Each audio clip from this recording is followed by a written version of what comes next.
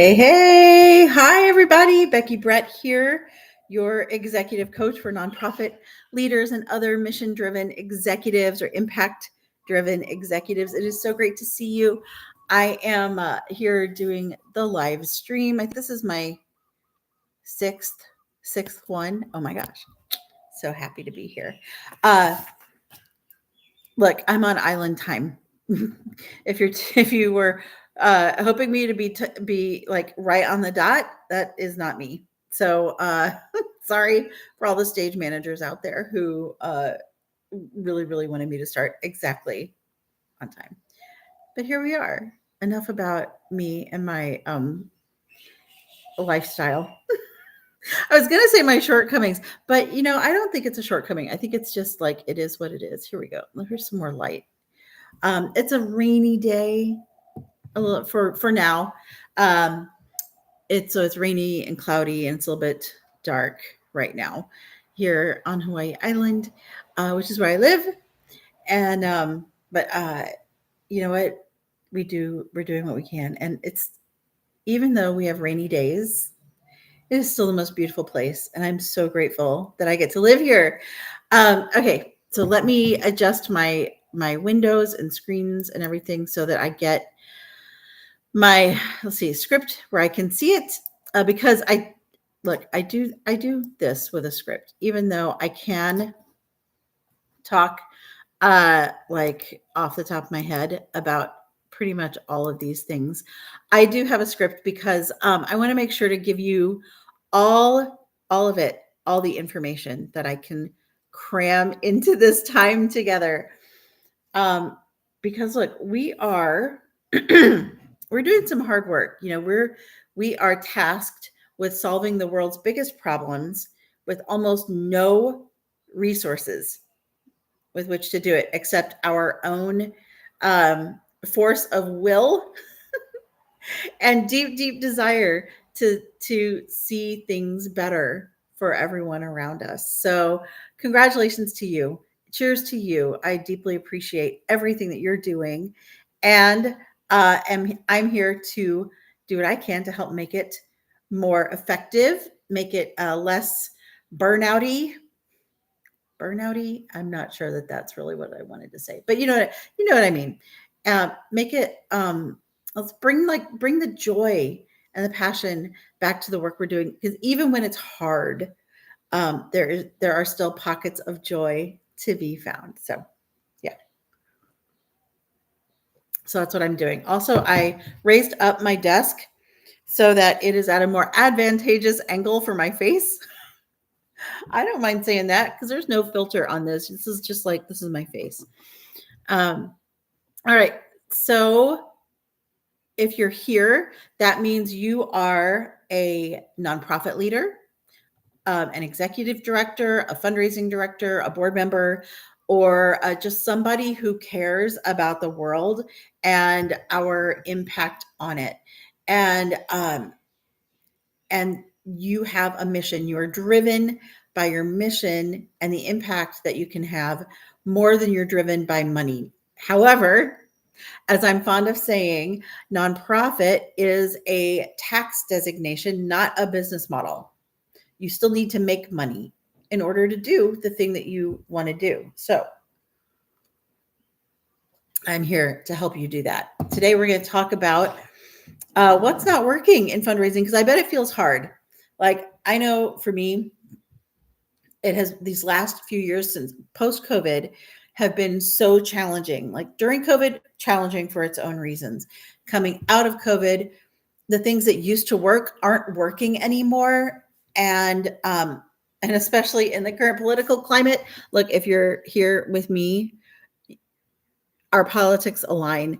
And what is happening in the United States government is bonkers, crazy, cuckoo, cocoa pants, nutty. But we live here and we still have to deal with it. So so that's why I'm here, to help guide you through this insanity. Okay, so today we're going to dive into why traditional fundraising methods aren't cutting it anymore, and what you can do about it. I've got some eye-opening statistics about the current state of nonprofit fundraising. And before I dive into all of this, please like this video, comment, be sure to comment on it, subscribe to my channel for more videos like this and more helpful tips. And make sure you have tapped that notification bell so that you know when my live stream actually begins. Also check the description box for more ways that we can connect with each other. Okay. Oh, also, you know what? Before I dive into this, I just want to say I get to go to Maui tomorrow, like on the spur of the moment. And I know this isn't everybody's life. And look, there are beautiful places all over the world. And I am so fortunate that I get to live here in this beautiful place. Oh my God. Oh my God. A bird just flew into my window, like bonked his head on my window. So sorry, bird. And that set off my dog. But yeah, I get to go to Maui tomorrow to see a friend, like on the spur of the moment. And it's I get how fortunate, how blessed I am to be able to do that. I never thought I would be able to do that. And it was on my list this year of something I really wanted to do because I haven't visited Maui ever in my life. And then this opportunity came up where an old friend is coming to that island for vacation, and like just everything aligned. And this also goes to, you've heard me talk before, those of you leaders, we're just going to take a little dip into the happiness. Oh, shoot. The happiness. I can't remember the full name of it, but it's by Sean Achor, The Happiness Advantage. I don't know. Sean Achor, Achor, and it's The Happiness something. I talk about this book all the time. You'd think I would remember what the full title is, but in it, he presents a body of research that shows that happiness is not the result of hard work. It is the requirement for hard work. So this is why you need to, if you know that you have an intensive period coming up, like I know this weekend at my job at Changemakers Hawaii, we are having our strategic planning weekend. And I know it's going to be an intense weekend. Like I love everybody I work with. And that's why I know we're going to be working hard and having fun and doing all the great aligned things, but it is going to be hard work this weekend because we all care so much about what we're doing. And we're all high achievers. So sometimes I feel sorry for our executive director who has to wrangle us, but that's, so I know that there's like an intense period coming up for me. And so I'm taking a full 24 hours off and going to Maui because I can. How awesome is that? So I guess the invitation here, if you don't live close to Maui, which I mean, like, isn't that ridiculous to say out loud? I can't believe I said that out loud. But if you don't live close to Maui, if you look at your calendar and you see you have an intense period of work coming up, one of those seasons that's just a lot. How can you give yourself at least a day or two completely off, like just a little mini break? I'm a fan of the mini break, so that you can give your full self to whatever is coming up. So this is just something to think about. Okay. So yeah, I get to go to Maui. I was so excited. If anybody knows of things that I should definitely do, please comment below. Remember, I only have 24 hours, but we do have a car. And for those of you who are mindful of the fires, we are staying north of Lahaina. So not where the fires directly impacted. And it's been, when did that happen? It was like August of 2022, I think. So it's been a few years, and I think most of the infrastructure is back up and operating. But I do intend to check in on a couple of nonprofits that I'm aware of over there and to see what's going on. Okay. the current fundraising landscape. Let's just dive in. This you may want to take notes on this, and of course, you can always come back and see what's up. You can always come back and watch this video. It'll be up on my channel once it's done processing. Okay, let's take a look at what we're dealing with in 2025. Oh my gosh, post-COVID. So here's why fundraising may feel hard right now. Grant success rates are surprisingly low.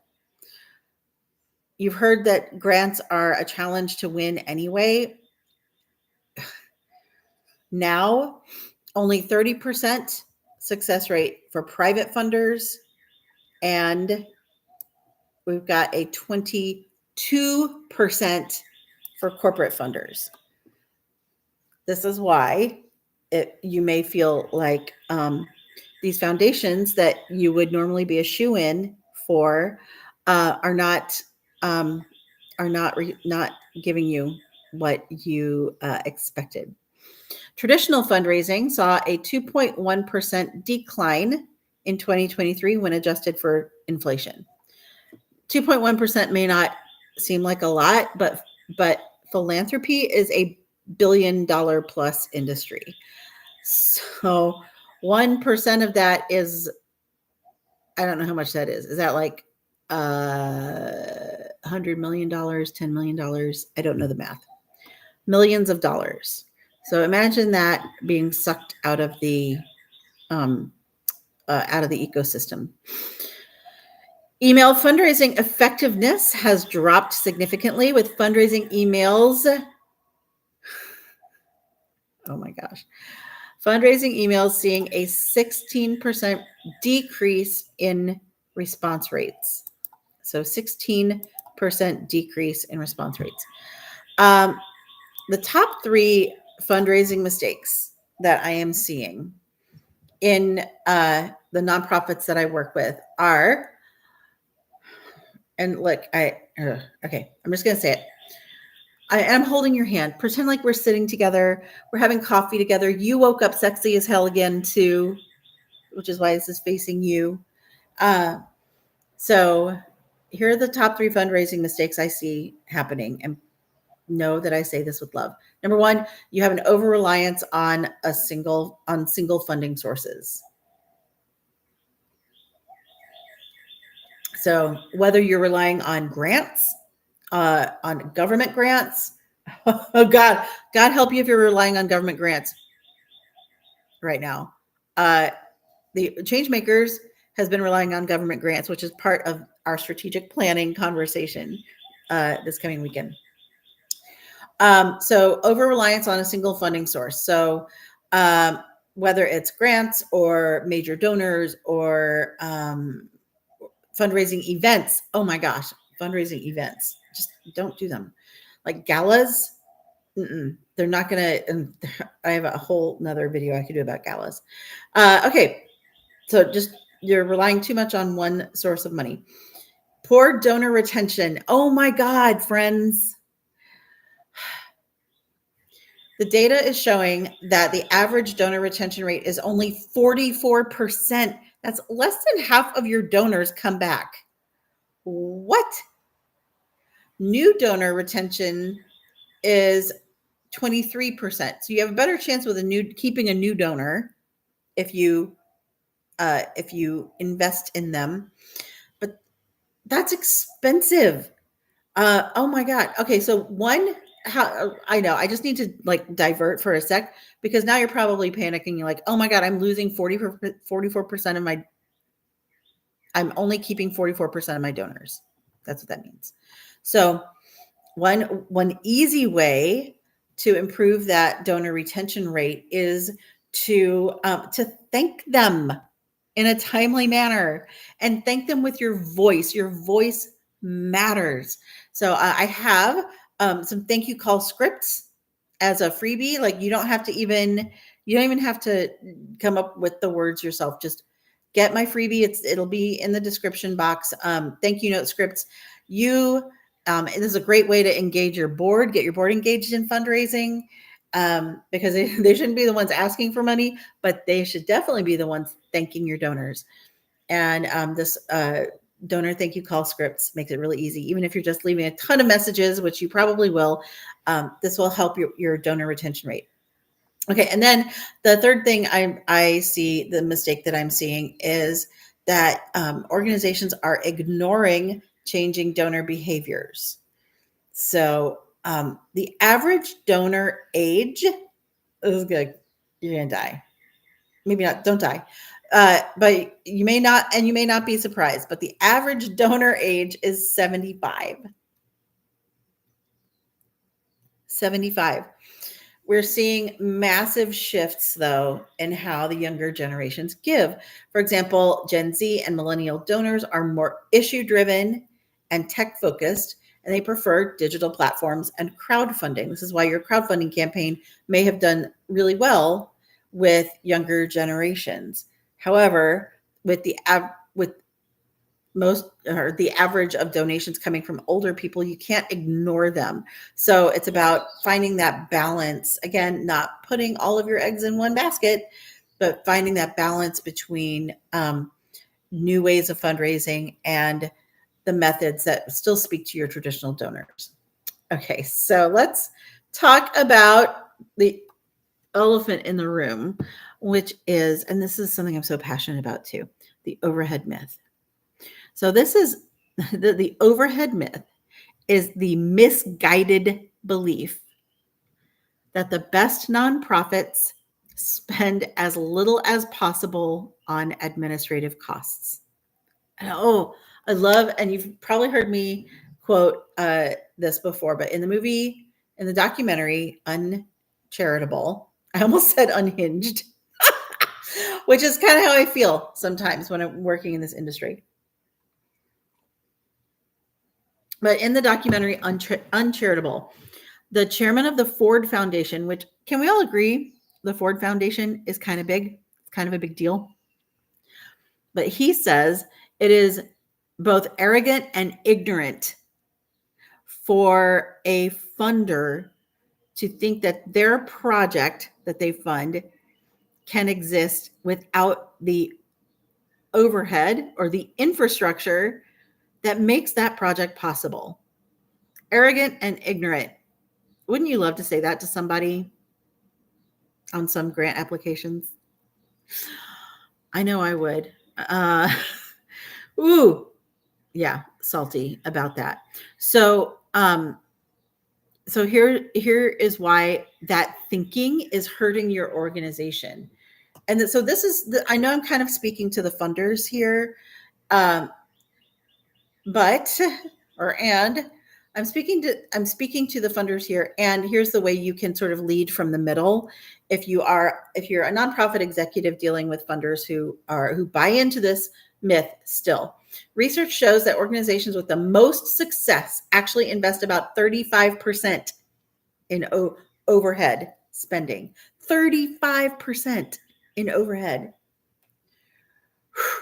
What does that look like? That looks like increasing your marketing budget, increasing outreach activities, increasing organizational effectiveness by having a really strong executive director and strong director level team members. It looks like investing in your people, in paying them well, paying them a market rate, not the nonprofit market rate. We can't pay rent on the nonprofit market rate. And then the relationship between overhead and outcomes isn't linear. There's an optimal level that enhances program outcomes, and that optimal level is about a third of your organization's budget. So that will support your program outcomes, even if you're spending a higher percentage of money. You're getting better results, and we are in it for the results, aren't we? Are we in it to end homelessness or to end childhood hunger, or are we in it to spend less than 10% on overhead? Come on. The answer, it should be a no-brainer. Okay, I'm going to step off my soapbox. for just a minute. I'll probably step back on it any moment now. Okay. So, why donors are changing their giving patterns. So 63% of donors now prefer to give online using credit or debit cards. If you are the last holdout of someone who doesn't have a credit card processor or accept donations online, I don't know what's going to become of you. I mean, you need to be accepted. Like, why am I don't know why I have to say this, but I feel like I have to say this because I feel like there's still a lot of organizations out there who are like, nope, you have to give me a check. I'm not going to pay the credit card processing fees. Guys, it's a cost of doing business. I know it sucks. I don't like seeing, for example, a $10,000 donation get 3.5% sucked out of it immediately. I don't like that at all. I also don't like charging my donor for the credit card processing fee. Although I think a lot of what I've seen on like we use Give Butter, and I've used Network for Good, and what I've noticed is that younger donors understand it, like they get it. I would think long and hard about a major donor, about asking a donor in the five figures. Actually, you may want to accept a check for that. find a way to cover that cost. But it's the cost of doing business. And you can either take that $10,000 credit card donation or you can not. You run the risk of losing that donor because now it's hard for them to give you money. And we don't want to put up barriers to people giving us money. Okay, next, this is on the shifting landscape. Social media has become the most inspiring channel for 32% of donors. So roughly a third of your donors are inspired by the work they see you do on social media. So please invest in a good social media manager. Please do that. It matters. You may not get a lot of donations come in, but people are watching you. Your donors are watching you, especially those younger donors. So they want to see the good work you're doing. And by the way, when you are posting on your social media, a message that I have found to be particularly effective, take it or leave it, however you want, is that don't like your organization doesn't have to be the hero. Your organization, if you're thinking about the Joseph Campbell hero's journey, your organization is the mentor to the hero. So the people you serve are the heroes. And that is a message that deeply resonates with millennials and with Gen Z. So make sure that in your social media, it's not so much about like, look at our organization. Aren't we amazing? It's look at the people we serve. Aren't they amazing? There's a nice little tidbit for you. Okay, and then millennials are twice as likely as baby boomers to track nonprofit results. Oops, you're being held accountable by this new generation of donors. So 2/3 of millennials, that's what this means. So like 2/3 of them are more likely to track your results. This is why I'm having such a challenge right now. Give me a sec. I'm going to fuel this next rant/soapbox moment with some coffee.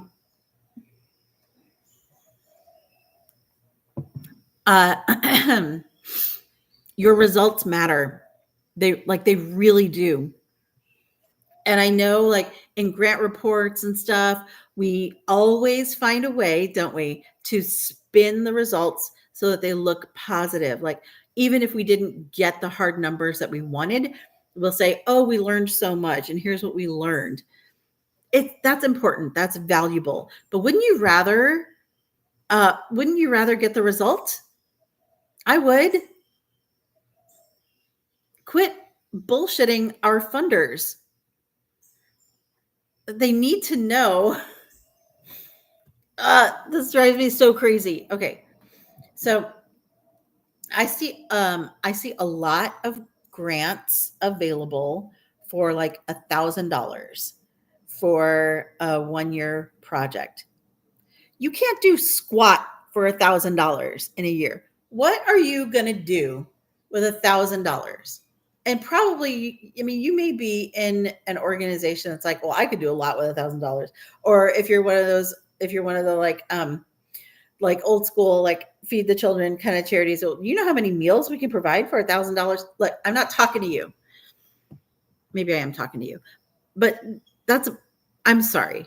That is bullshit. You know how many $1,000 donations you need to actually do that? Things cost money. Change costs money. Change costs money. That's kind of a funny pun, isn't it? But it does. Isn't it like to make a penny actually costs more than a cent to make that penny? I can't remember. I don't know. But like it you know, I'm going to step off that soapbox because I could go down that rabbit hole forever. Okay, but just know this, that your next generation of donors are twice as likely to track your results. So make sure that your results mean something, okay? And make sure you're tracking your results. There are so many organizations out there that don't track. Look, what I'm saying is please find it in your budget to work with a coach or consultant to make sure you are being the most effective and impactful organization that you can be. I'm going to take that. There's that's my invitation to you to contact me. I have a free 1-hour consult that I offer. It's normally $450 for a session with me. And this one's totally free, and you get actionable insights that you can take and do whatever you want with. So I think that link is probably in the description box. Be sure to check it out. It's called a funding focus consult. And it's okay if your issue isn't specifically funding, although it probably is. Why else are you here? But I can help you. I can help you in that hour to figure out what is going to most support your organization moving forward. Okay. So the last thing, I want to give you a framework for building authentic donor relationships. And I got to wrap this up because I've been rambling on for almost 30 minutes now. I hope you've gotten a lot of value out of this. If you have, please comment. Okay. Let's break down what actually works. Number one, donor journey mapping. So take a sec and even just jot on a piece of paper your donor's journey to working with you and being involved with your organization.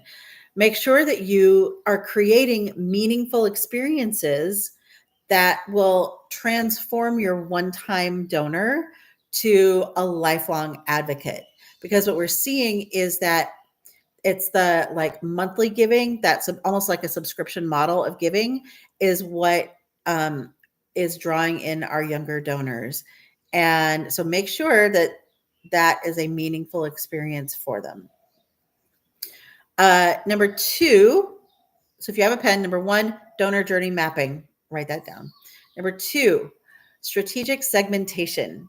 So I mentioned earlier that even though the average donor age is 75, Gen Z and millennials are coming up behind them, and they care about what's going on. They care about the work you're doing. So make sure you tailor your communication and engagement strategies to those different groups of donors. It is worth the added time and effort because you're going to be more effective. If you've ever worked with me or heard me talk about this, you know it's about alignment versus effort. So make sure that your communications align with the audience who you are trying to get money from to support your organization and your mission. Make sure that your communications align so that they actually want to give you money and it's easy for them to give you money. And then the third thing that will actually work now is personalized engagement.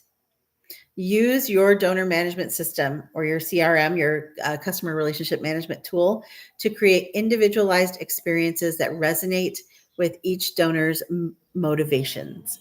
And this is where, that quick phone call, if you can send a quick text message, those are more often looked at and responded to than email. Oh my gosh, y'all, I wrote out, there's still way more for me to talk about. Okay, I'm going to skip ahead because I want to respect your time too. I've got some action steps for you. Okay, so those three things I mentioned are new frameworks for building those authentic donor relationships. And I've got action steps. Definitely take notes on this. Okay, so number one, diversify your funding sources. If you haven't caught on that is important, do that ASAP. So don't rely on these traditional methods. So, state and local government grants are way down. They only have a 50% success rate, so slightly more effective, more successful than private foundations or corporate foundations, but still, only half of. And I'm seeing, actually, it's probably way lower if we were to look at 2025. So this is kind of old research from a couple of years ago. But if we're looking at 2025, it is way down. I'm going to say to 80%, to like a 20% success rate. So I'm just going to say that. It doesn't make it true. But that's what I'm feeling. And maybe you're feeling that too. Okay. So diversify your funding sources by not relying on grants. Dip into more monthly giving programs and social enterprise initiatives. This is why things like business, like who's like the socks, there's a sock company, or like Tom's, or these like commercial businesses do so well when they have a nonprofit component. So, I feel like I just introduced a big thing. I'm gonna have to talk about that. If you want to hear more about social enterprise, please comment below and I'll make a video solely focused on social enterprise, and also like what is it called? Cause marketing. Okay. Second action step after you have diversified your funding sources: embrace digital transformation. So you're in good company. Like 85% of nonprofits now offer digital donation options. So make sure that your online giving platform is robust and user friendly, that it is easy for people to figure out how to donate. And then develop a strong social media presence and use data analytics for donor insights. Look at the data. It's important. Number three, focus on retention. So this is your third action step: focus on donor retention. Remember, donor retention is down. It's around 44%. You're losing more than half of your donors. New donor retention, however, is at about 20, or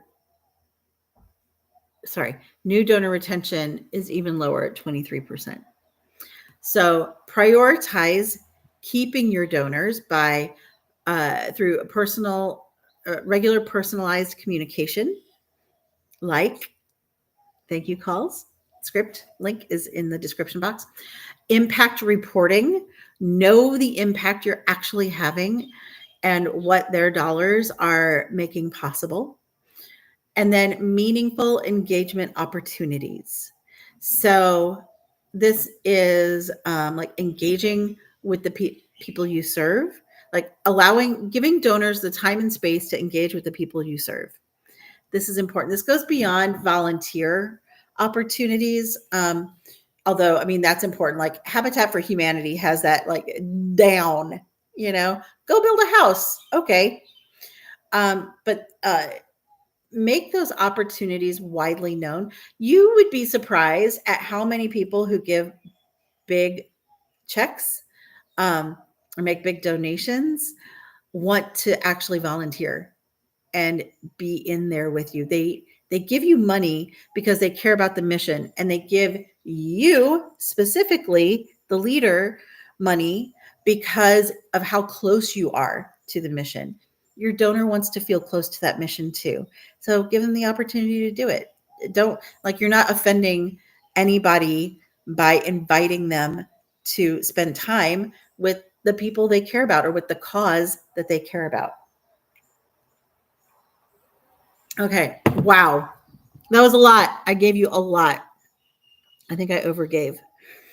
I think I may have given you too much. If I gave you too much, let me know in the comments.